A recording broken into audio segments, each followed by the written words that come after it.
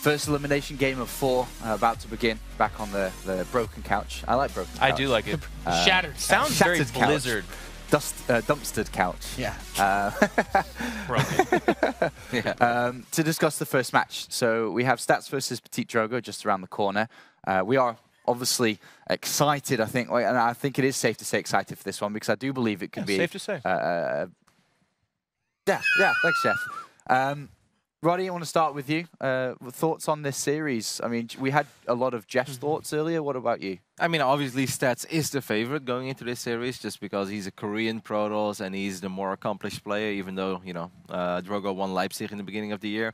But in a single best-of-3 series, you know, it's PvP. You can say anything is possible. I don't think it's that simple, but I think Drogo has very good PvP. Drogo has always been good friends with Niblet. He's been playing a lot with him. Obviously, been playing a lot with Showtime as well. And I also think that Drogo, out of those 3 Protosses, like I think Showtime and Neep are a little bit straightforward. They're going to be like, we always want to play Blinkstalker Disruptor, you know, if we can. And Drogo is not afraid to switch it up. There's a good chance we'll see something a little different, at least in one of the games. And when I say a little different, crazy Stargate play, you know, whether it's Phoenix or Oracle, and then with like crazy ground armies, stuff like that is possible.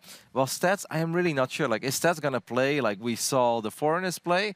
Or is it more going to be like we saw Zest play yesterday, where Zest is like, well, obviously if I do the exact same thing like you just seem to be better at that part of the game. So let's switch it up. Let's go for sharp timing attacks and let's try to create weird PvPs. I do want to, before too much of this goes on, because I can feel our hardcore fans out there dying 1,000 deaths right now. They're like, guys, it's Stats. I get it. He was a top performer in Pro League. He is one of the most rock-solid Protoss players. Every time Artosis called Zest the best Protoss, there was like 300 people that were just stabbing their Artosis effigy like, no, you idiot, it's Stats. He is way up there. I get that. But I do think this is a scary match for him for all the reasons Kevin said. Short best of 3. It's going to be interesting. Has Stats then, has he disappointed or impressed you at this tournament, Nate? Oh, wow.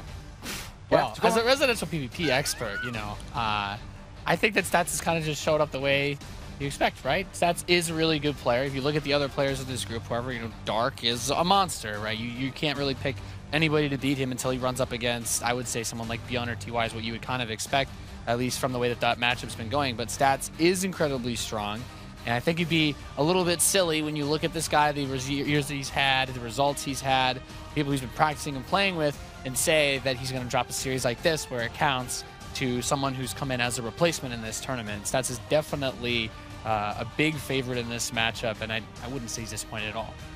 I think Stats hasn't necessarily disappointed, but he also hasn't convinced us yet, right? Like, solid series against Snoot, but a little gimmicky in game 2. You could say it was a good game 3. And then against Dark, very good game 1. Probably the best game of the tournament from him so far in this, or at least the best game of his tournament so far on New Gettysburg against Dark. But game 2, game 3, look, I mean, like, Dark was just better. So we can't really say it that we've been terribly impressed with what we've seen so far. And I'm sure that he's not super happy with it either. 2 PvZs, though, to your point, which is interesting. We haven't seen his PvP yet. And I guess I can ask the same question about PtitDrogo because he started the tournament, and then all of a sudden the second match he was able to advance through to this one. So what about PtitDrogo? Impressed or? Yes, absolutely. And he is like the scariest guy in a lot of these groups because he has nothing to lose. He got the call. They're like, hey, PtitDrogo, what are you doing at BlizzCon? And he's like, oh, I've got no plans. Like, how about $10,000 and some StarCraft? He's like, okay. Shows up, eliminates Snoot, has an okay series against Dark, by the way, the best Zerg on planet Earth. He's already done well. He could go 0-2 here, and nobody would really look down on him. That's what makes him so scary. Doesn't fear death, to be as completely cliche as humanly possible. So here, he's got a matchup that he's got to feel pretty comfortable with in the sense that it's strictly PvP, not necessarily Stats. And there's no pressure on him. You could lose 0-2. He could can rush twice. He could look really silly. He'd be like, well, at least I'm not Violet. You know, it's I wouldn't do that. There will be a Reddit thread if he does that, Jeff. Do you think there's a little bit of added pressure on Drogo in the sense that he knows that all of the French community are watching this, and they are very passionate, and there is a lot of them watching. I'm not sure if that will give him more pressure than he would have in any other tournament, but I think what could give him a little bit of pressure is that it now suddenly seems so much more realistic to make top 8, as he sees the guys that he's been trading games with. Like before, if they would have all gone 0-2, 0-2, then he's just going to show up here. It's like, well, you know, I'm going to give my all. If it doesn't work, who cares? But when you know that either Elaser or Nurcho is going to advance, when you know that Showtime has won this group, then obviously that gives you a little bit of hope, and with that hope comes a little bit of pressure. Well said, Kevin. I agree. That's awesome. Okay. favorite part of the show, predictions. Little man Nathanius. Oh, wow. Let's begin with you in the center. I want to make a very not big boy prediction and say that Stats is probably going to win this 2-0. He's a strong player. In control. I'm feeling it, man. I think 2-1. It's a barn burner, but I like PtitDrogo. I think the upsets are going to abound. Confidence is in the air. People are believing that these Koreans can be beat, and I think it happens again. I find it a very difficult one. I mean that. I think the most likely one is 2-1 in favor of Stats. But all right. Okay. Thank you very much, gentlemen. We're gonna get into the first match. I hope you are excited because we are on the couch. We'll be right back. The 2016 World Championship Series Global Finals is brought to you by Intel, T-Mobile, NVIDIA, and Republic of Gamers. Hey guys, here we go. It is our first match of the final day of opening week here at the WCS Global Finals. I'm Artosis alongside Todd, and this is going to be a fun day indeed. Every match, either you go to BlizzCon or you go home. France is still in it, man, and Yeah. I hope that maybe we get a French player in the top 8, but he has to go through Stats, a beast of a player. Yeah, this is a tough one for Drogo, but let's go ahead, get into it, and we can discuss it a little bit more. First map going to be Frozen Temple, a crazy one to start off on. Up here in the top left, our Protoss from Korea, it is Stats. And his opponent, the underdog here in the tournament from France, it's PtitDrogo.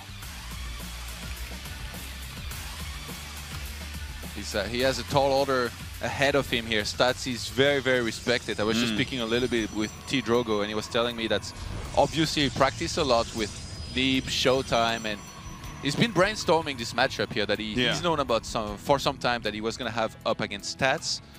But he really thinks, kind of like how Elaser thought of that Stats basically is maybe a little too good. So as much as it might not be the best of mind states to have, it's good to respect your opponent. I think Drogo realizes that he might have to do something special. From the way he was talking about it, he told me that he was either going to look like a genius or look like Elaser. But maybe a little bit less extreme. You know what? I appreciate the fact that he has really looked at this honestly and decided what he thinks is his best chance. I think that's really smart. And to be honest, Todd, this might be the best map for him to start that out on, because Frozen Temple is one of these maps where if someone takes an expansion and you did the right build, you want to do a bust at that natural, you absolutely can get that done no matter how good your opponent is.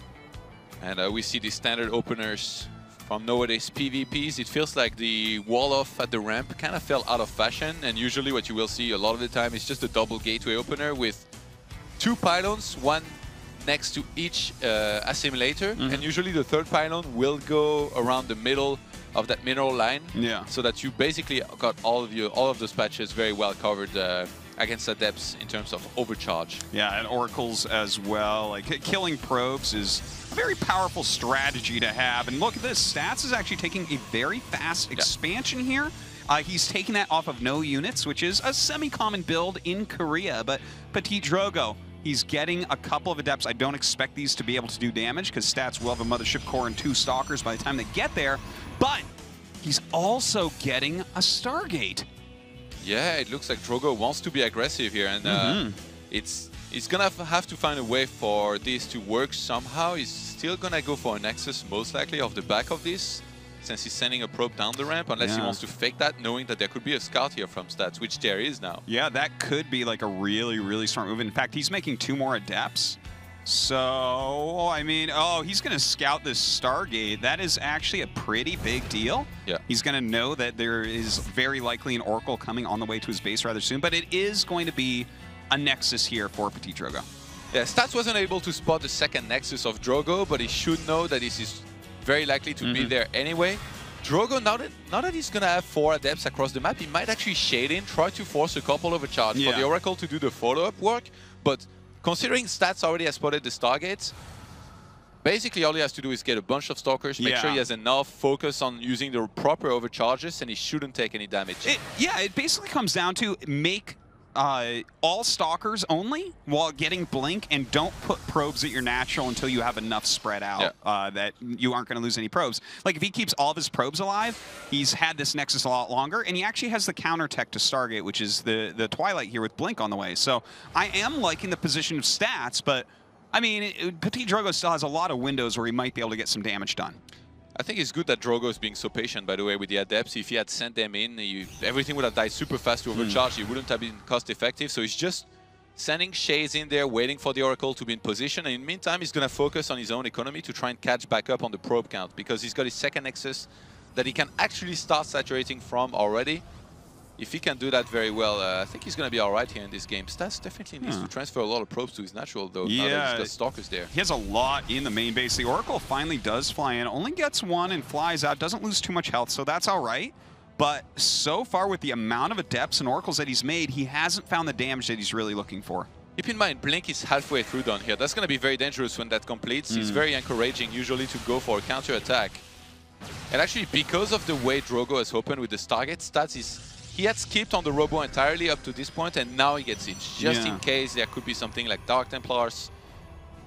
Yeah, 2 Oracles is very dangerous, though. Definitely going to make him very safe there, having that. But looking at, PtitDrogo is making Immortals, which are going to be the best way for him to try to deal with the Stalkers. But Stats has a lot of Stalkers, so like he is completely safe. He can decide, do I want to take a third base? He'd be completely safe doing that. Do I want to attack? He's completely safe doing that. Stats has a lot of options, whereas PtitDrogo, we can kind of see what he has to do. He has to go ahead, sit here, get upgrades, make Immortals, and just make sure that Blink Stalkers don't screw him up.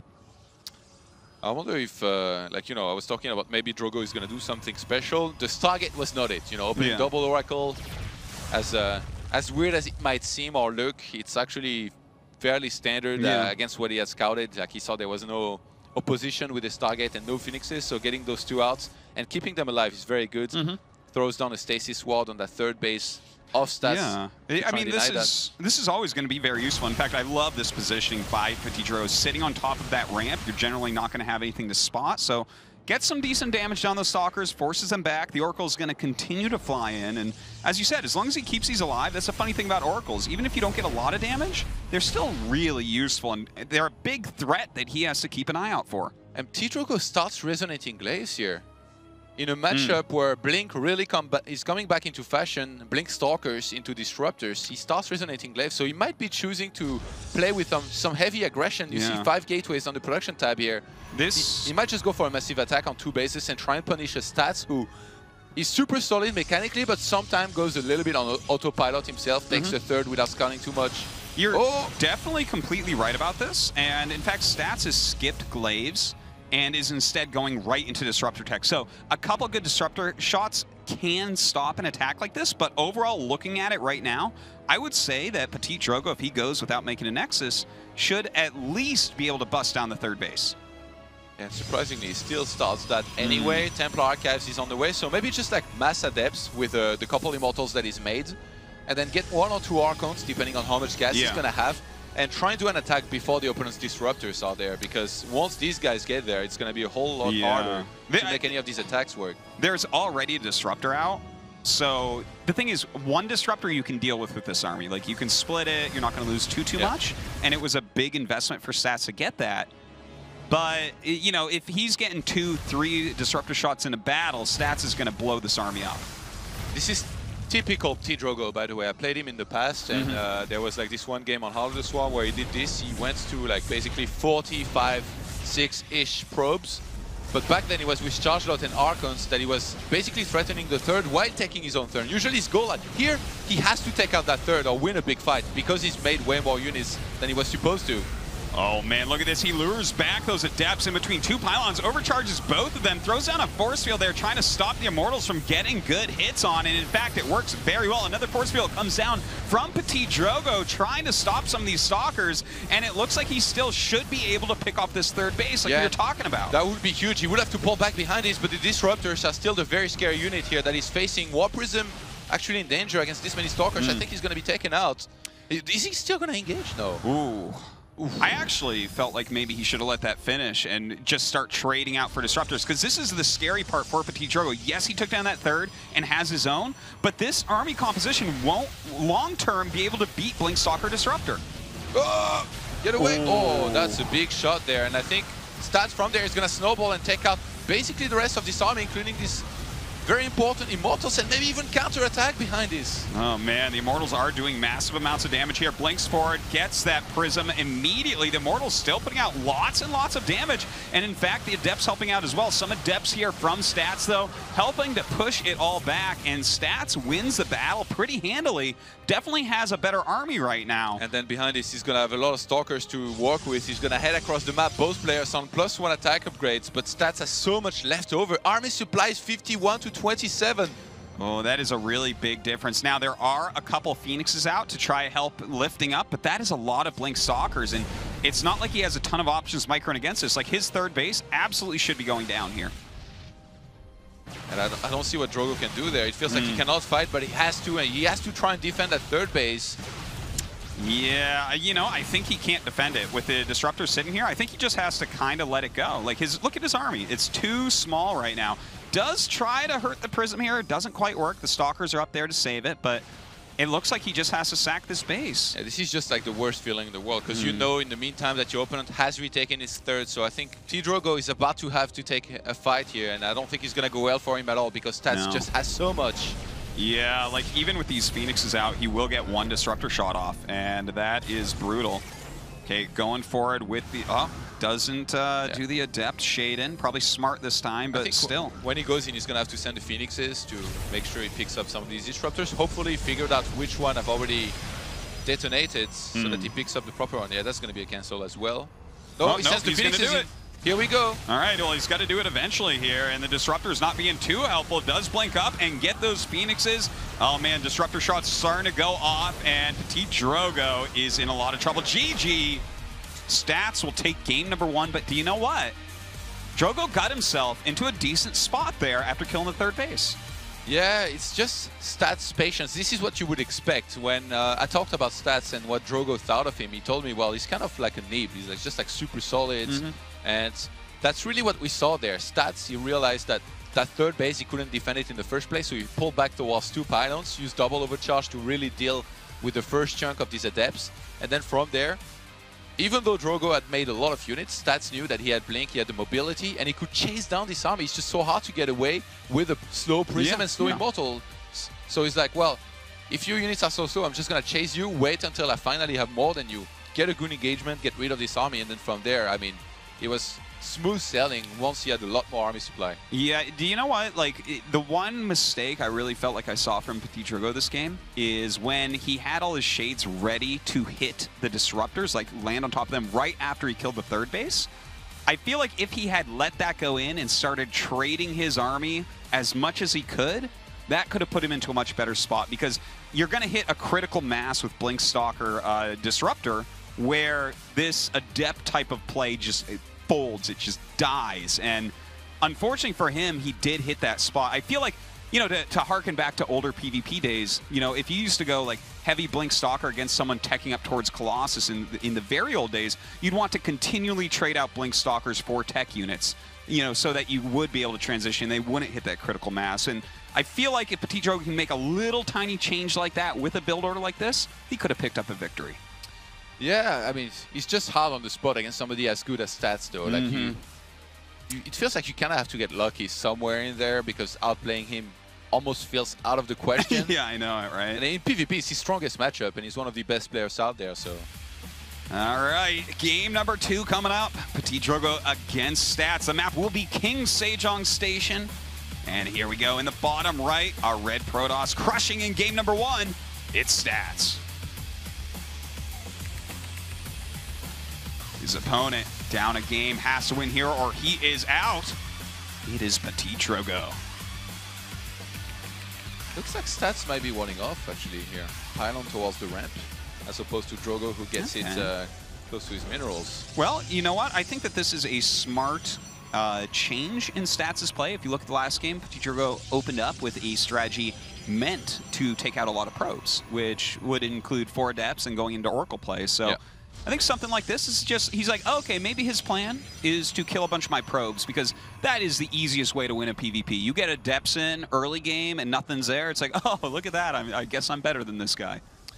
Yeah, sometimes it's even very encouraging to actually go for your own Adepts because you know you're not going to be letting the opponents in. But at the same time, everybody got really good nowadays at defending against Adepts. Like I said, you know, the first 3 pylons, they usually cover that entire mineral area. Then you keep some units at home. You got the overcharge that works for you. And that timing on the shade as well, everybody got super good at, like basically figuring out whether they should be shading it out on the map or usually just staying at home, making sure that they're ready to receive those units as they shade in. It's actually become pretty hilarious because of how often people go Adepts early game. Like, everyone at this point on the popular maps knows where the Stalkers should even stand to catch the shades as they come out of shading. It's like really funny. So we're even starting to see a little bit of a meta about that. I've seen people going in other directions with the shades, occasionally trying to get around the Stalkers they know should be waiting. But if somebody traveled back in time and like faced the first few Adept users, like I think they would have a really fun time, I guess. Oh yeah, no, they'd just be making Stalkers like, oh, that unit sucks. Like, and then our Adepts could be even stronger, Todd. How would that be? All right, double Adept production here from both. So far, it's an absolute mirror build, except for the fact that the third pylon here from Stat, keep in mind, his first pylon was towards the ramp, but the third pylon is around his natural. So he goes for his target in the main. That's going to leave his middle line exposed, because he's only got 1 pylon towards the direction here right now.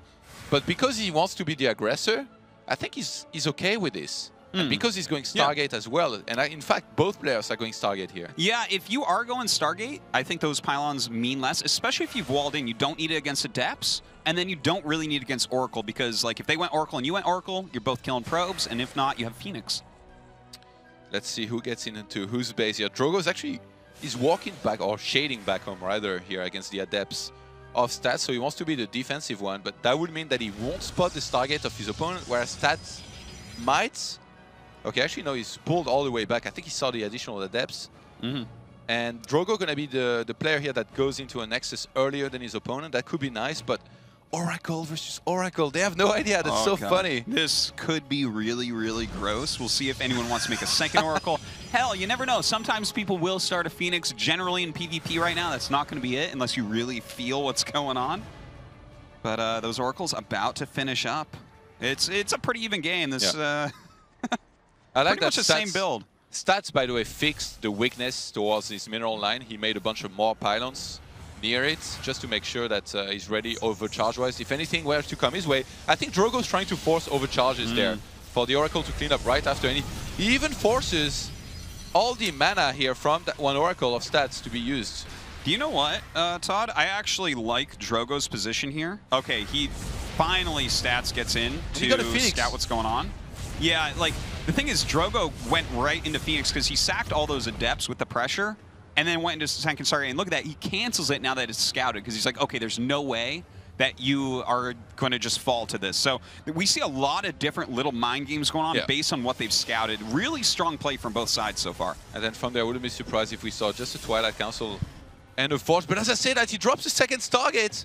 The madness has begun. He knows he's facing an Oracle first, so there is no way that Stats will ever be ahead on the Phoenix count. So he's just going to play Mass Phoenix, knowing there could be Blink Stalkers, but that's fine. Because he's going to get a lot of Phoenixes. He had a second Stargate building and he canceled it, but that was after the Adepts were out. So, okay, I'm just going to double check his mind again, actually. This vision. This is like really... Okay, what happened was Stats went in, saw the second Stargate. After the Adepts were gone, Drogo canceled the second Stargate. I'm like, okay, you know, you see 2 Stargate, it's not going to be as powerful. But he canceled it afterwards and then started it again afterwards. So PtitDrogo here is actually showing like a little bit of... Wait, did he cancel it again? I'm so confused right now. And then he went Robo. Did he cancel Stargate twice? After all that theory crafting. Holy crap. Okay, so Drogo, yeah, Rotterdam's nodding at me. I'm getting really confused here because I'm like trying to cast a game and Drogo's like, cancel it, build it, cancel it, build it, cancel it. It's like, I'm not, you know... Definitely some wasted money there, but it's less the wasted money and more the fact that he's being truly indecisive that I'm worried about. Yeah, exactly. Gonna be able to get a few probes here and there. And Twilight Council now finally, it's an interesting position actually for the Twilight Council. It kind of feels like he could block him later on because it's towards his natural here for Drogos. Huh.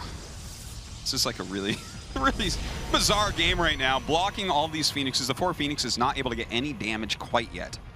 Earlier blink here for stats, but earlier +1 started for Drogo, who's actually almost halfway through down here with this, which is crazy. He's going to be so much earlier here on that upgrade. Yeah. Does he go for Resonating Glaives, though? He goes Glaives 100%. I think he does basically... Wait, did he start Blank? Yeah. Dude, I got to tell you, I would prefer the Glaives, because look at this. Last game, why did he lose? The Disruptors. He has 4 Phoenixes. Yeah. If he goes for the exact same type of strategy, he is so much more ready. Yeah, actually, last game felt really awkward because I saw him like open the way he did and then he went into Glaives and I was like, he already has this target. Why not get a couple Phoenixes? And then I think he made 1, but that guy got there basically after the fight ended and the game was pretty much over, so... Like, this... Oh, and he even picks off a Phoenix. I feel like Drogo is... I'm not even going to qualify it with I feel like. Drogo is all over the place right now. He really... Like, there's a lot of indecision going on. Oh, man, getting feedbacks onto these Phoenixes, that's really painful. Loses another one. I mean, I guess it's good now that he wasn't going for that because he's messed up with all the Phoenixes at this point, but... It feels like you just... It's very hard to deal with stats through aggression. You kind of have to go like full Nib and just like expand and perfect macro and perfect mechanics and be like, all right, and be good at Tempest and stuff. Yeah. Nib had a great game actually against Stats in the Kespa Cup. I think it was Galactic Process. Well, they both were just pretty much macroing for the longest time, and then Stats was the one to go for an attack with Phoenixes and a bunch of Immortals instead of getting Disruptors, but he had to attack into Nib's pylons and overcharges. Yeah, that's right. And then Nib's micro with the Disruptor and his entire army was just so good that he ended up basically chasing him back and winning, especially when you don't go Disruptor. If you lose a fight, it's pretty much over. Like Nib ended up warping in a lot of Stalkers, countered attack, and did very well. So right now we have a Drogo who tried to play fairly aggressive, met mixed success, really hasn't killed much at all.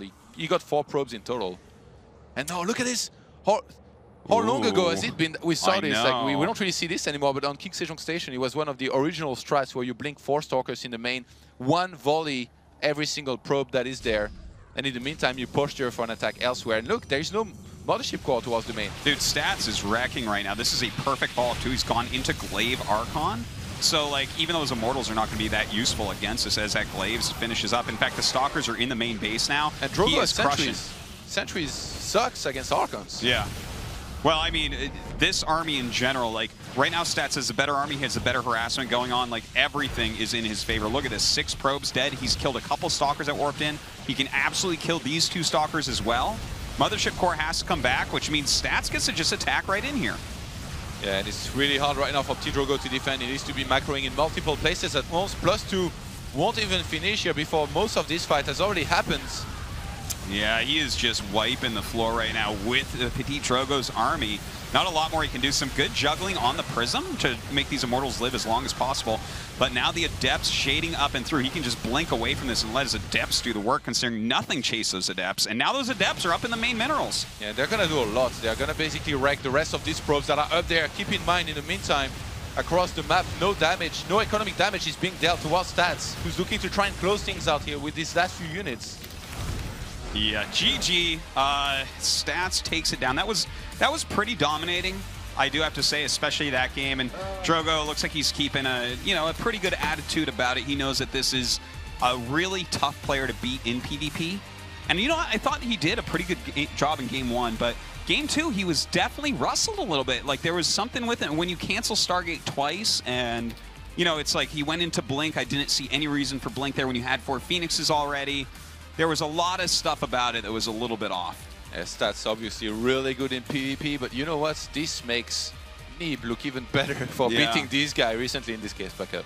All right, guys, we're going to go to a quick little break, and then we'll come back and see what Stats' thoughts are about that match.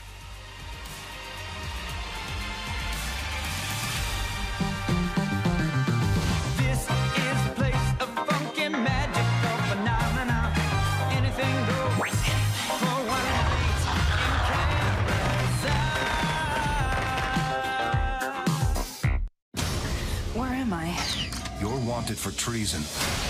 I've always been loyal to the Dominion. Rogue Agent, send reinforcements immediately.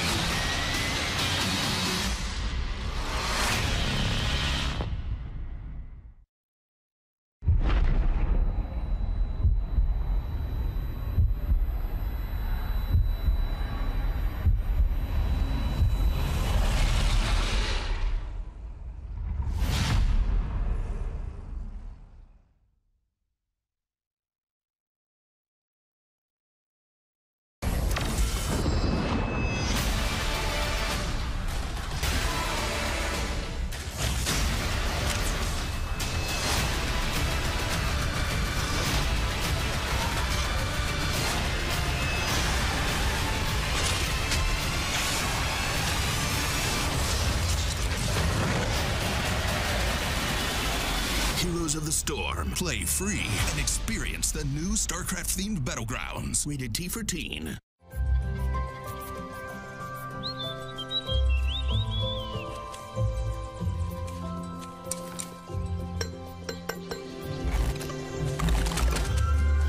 See the full animated short at playoverwatch.com. In our first decider match of the day for Group A, it is a decisive 2-0 victory where Stats defeated PtitDrogo. Very convincing victory. Congratulations. You will be moving on to the top 8 at next week at the WCS Global Finals. First of all, when it came down to coming down to this final match, this decider match for Group A and being able to move on, what are your initial thoughts on that? 일단 이게 최종전까지 와가지고 이제 드디어 8강까지 진출을 하셨는데 그 소감 먼저 얘기해 주세요. 일단은 승자전에서 그 다크 선수한테 져가지고 최종전까지 떨어지게 돼가지고 혹시나 떨어질 수도 있겠다라는 이런 생각 때문에 조금 되게 불안했었는데 다행히 오늘 이렇게 진출하게 돼서 너무너무 기쁩니다. So it says in the winner's match, when I was up against Dark and I lost, I actually got very nervous at the prospect and the possibility that in that decider match I might lose. And if I lost, that meant that I wouldn't be able to move on to the quarterfinals. So that did worry me a little bit, but I'm extremely relieved that I was able to win here and that I will be moving on. Now, when it comes to the results that we've had thus far, we've already seen a lot of players such as yourself and Dark, as you just mentioned, move on. And we've also seen some players eliminated already. So I'm wondering, as you've been looking at the results, are there any results that have surprised you? 일단 이제 많은 선수들이 벌써 8강까지 진출을 하셨고 그 다음에 탈락도 많이 했어요. 그래서 그 결과들 중에서 좀 놀라웠던 결과 있었나요?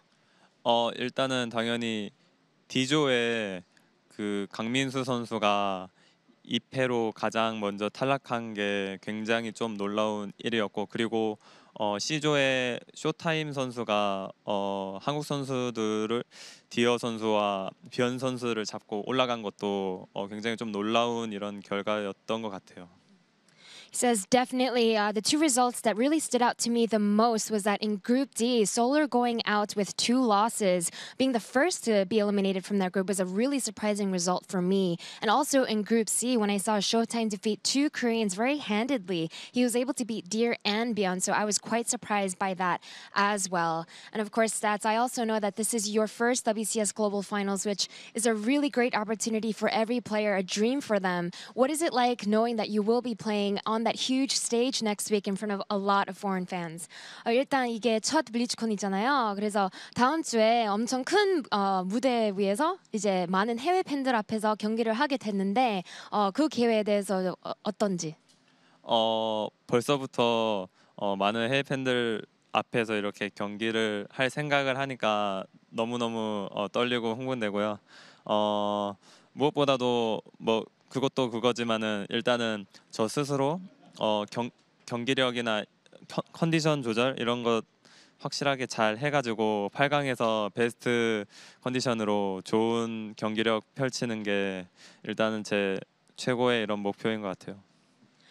He says, first of all, just at the very idea, just now, even now that I've won and I know that I'll be moving on, at that idea that I will be playing in front of all those foreign fans, I'm already starting to get a little bit nervous and I'm feeling the tingles of excitement. But more than anything else, I just really want to make sure that my condition and my play style can be at its optimal performance. I really want to make my primary goal to show everybody in that audience and everybody that watches my games my best performance. So that will be what I focus on. So congratulations again, Stats, on moving on to the round of 8. Looking forward to your performances there in the quarterfinals. And with that, he will be joining Dark as the second player to move on from Group A.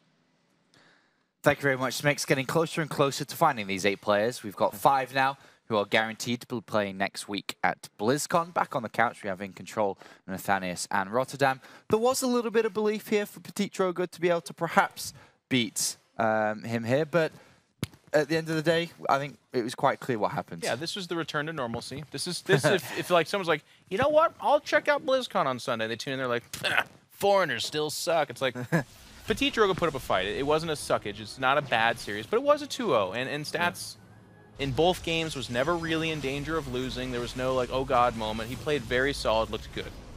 Yeah, I couldn't agree more. I feel like Drogo had a cute idea on this first game. Look at that pylon on the high ground, by the way. It's very weird to compliment somebody on pylon placement, but there is that one small timing where if you play Blinkstalkers are very good in shooting and running away, but obviously not very good in standing there and trading, but the pylons helped out so much. Taking down the third base was nice, but he needed more than that, and there was no getaway from this. I also loved how decisive Stats was. When he saw that Prism, he's like, okay, I can probably lose this fight if I keep shooting at Immortals that are getting picked up and I do 0 damage with my Stalkers, or I can just kill the Prism and then your entire army is trapped. And his patience was incredible. Like, big-time decision-making. He had a third well before PtitDrogo. He had the better composition in Blinkstalkers and Disruptors, but it takes time to develop that. Had he like rushed to defend the Nexus at the third and been like, I must hold here, he actually could have lost that game, and that would have been something PtitDrogo would have wanted him to do. But he knew if he just, loses the third but wins the fight, he's going to win the game. And here in game 2, just amazing decision making. You actually kind of see almost a reversal in text. No Disruptors out for PtitDrogo, but it is more of that adept kind of timing attack from Stats. But blinking into the main, a beautiful touch. He doesn't have the Neeblit Mothership Core at home to protect him, so he's in a lot of trouble there. But he also wins the fight over here as well. So, I mean, just Stats smothering him with great decisions. Game 2 was pretty wild, of course, right? Because, I mean, even the casters were losing it a little bit. It's Stargate against Stargate, and then obviously, you know, if you're French and you're cheering for Drogo, you're like, please make a Phoenix. But it was Oracle against Oracle, and that's all right. He did follow up with a kind of a quick Phoenix, and that's where things got weird. I think for a split second, Drogo's like, there's a very good chance it's going to be Phoenix against Phoenix. Let's get double Stargate. And then he's like, but what if he doesn't? And I think then he cancelled it. I'm not exactly sure if he saw something or not, indeed. So he cancelled it. Then he was waiting. I was like, you got to drop the Robo. Then he sent an Adept in the main, and that that Adept saw a Phoenix, and he's like, oh my god, it is Phoenix against Phoenix. Let me get a double Stargate again. But then he scouted again, and he's like, wait, it's just a single Phoenix that could have potentially been there to deal with Oracles or whatever. He's like, so I don't need the second Stargate, and that's why I cancelled it. But obviously that sets you back. If you would have dropped, you know, a Robo the very first time, I think those 4 Phoenixes, they'll pretty much always pay for themselves. Then you get Immortals out quickly. It could have been better, but a lot of kudos to Stats, though, for making it so hard for Drogo to figure out what's going on. And obviously the way he was defending, positioning his Blinkstalkers, like, indeed, back to normal. They make it look effortlessly, which is not, but Stats played very well. That's that stress, those crazy situations coming in. Like you said, he's not really sure if he needs to get the second Stargate or not. So congratulations, you played yourself moment there, as he wasn't able to commit to something fast enough to get as much utility out of it as he would have needed. Not too much else to really add on for that series, but we're starting to build our top 8, and it is looking nice now. We've got Dark, Zest, Showtime, TY, and Stats. Here are the games that are coming up now for the rest of the day. We have Neeblit versus Patience as the next one, then Beyond versus Deer, before Nurture versus a Laser. But the top 8 starting to form, starting to mold into quite a good selection of players, Kev. Do we know who Stats plays? Oh, no, we don't know yet. We don't know. The bracket draw will be a little bit later, Kev. Kev. So at the end of the day? It's the end of the day. Are you doing that? Bracket draw. We will be doing that, Kev. Oh, really? We'll have an innocent hand, as we like to call it, that we'll be helping.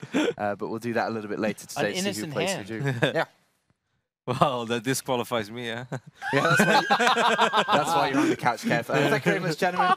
We're going to take a very, very brief break. Before that, do remember to check out our social media channels at StarCraft on Twitter and also /StarCraft for the YouTube channel. Hope you've been enjoying the morning. Next up is going to be a big one. It's going to be Niebler versus Patience.